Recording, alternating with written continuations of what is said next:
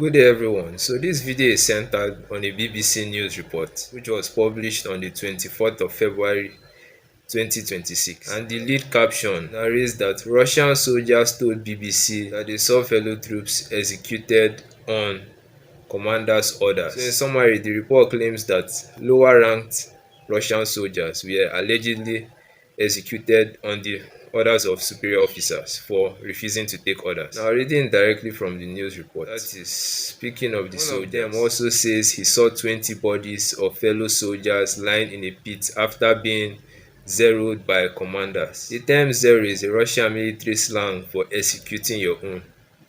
I know them.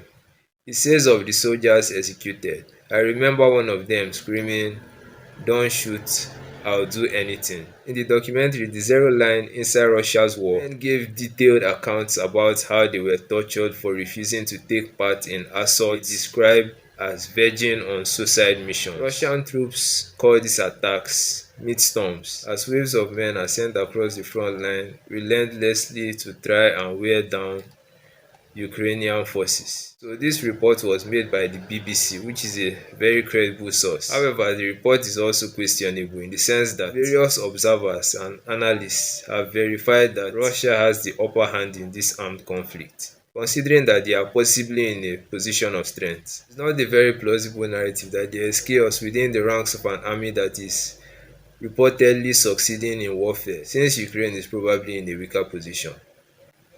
However, in the same BBC News report, the reply of the Russian government was also recorded. The Russian government says its armed forces operate with utmost restraint as far as possible under the conditions of a high-intensity conflict, treating their personnel with maximum care.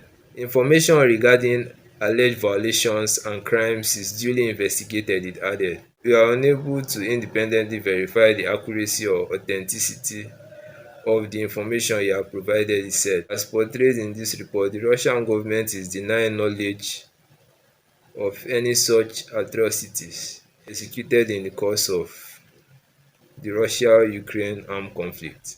So in terms of analysis now, there are two possibilities. So if these reports are true, then it's a case of systemic corruption within the ranks of the Russian army. However, if these reports are factitious, then it's probably a case of the manipulation of the media by pro-Western factions for achieving subversive purposes. So these are the two possibilities. Either there is systemic corruption within the ranks of the Russian army, or the media is manipulated by pro-Western factions for subversive purposes, probably by persons or political actors that have a vested interest in ruining the reputation and external legitimacy of the Russian government. And that is a reality that can be related to Maria Benedicte Dembo's concept of the discourse theory of rights, where she explained that discourse scholars do recognize that language surrounding human rights has become a powerful language with which to express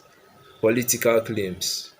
So the malafide or bad faith manipulation of the information economy can be a systemically corrupt means of advancing certain political interests. So that BBC News report might be true. However, there is also a possibility that it can be false and factitious.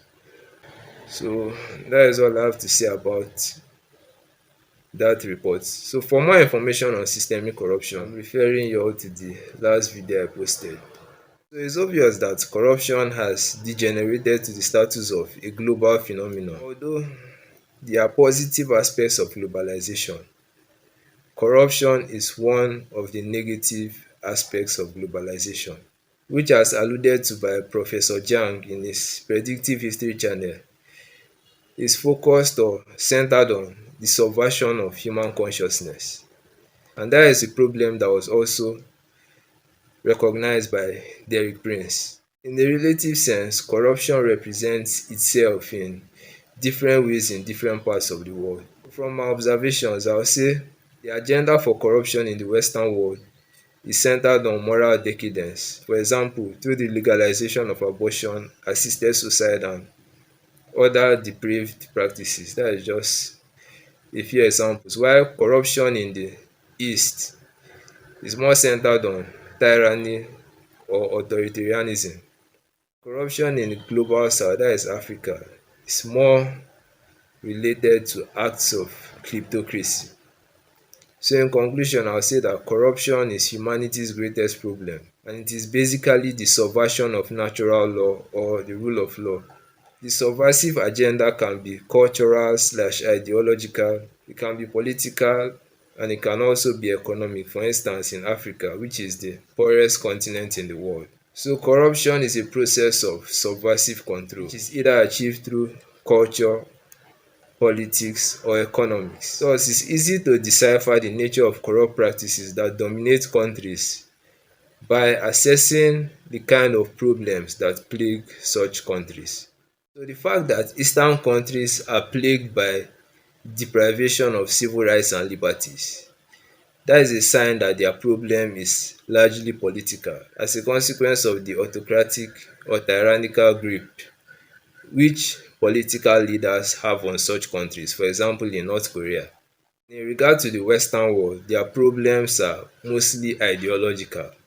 That is why it's suggestible that corruption in the West is culturally inclined. That's why they are dealing with issues like the legalization of abortion, assisted suicide, legalization of bestiality in some countries, and also a marriage crisis that is epitomized in the high rates of divorce, which to a certain extent is procured by the nature of their family court systems, which I addressed in the previous video. So you can check that for more details on that issue. While in the global south, that is Africa, the dominant problem is poverty and underdevelopment, which is also a pointer to the reality that the dominant mode of corruption in Africa, for instance, is economic corruption and kleptocracy.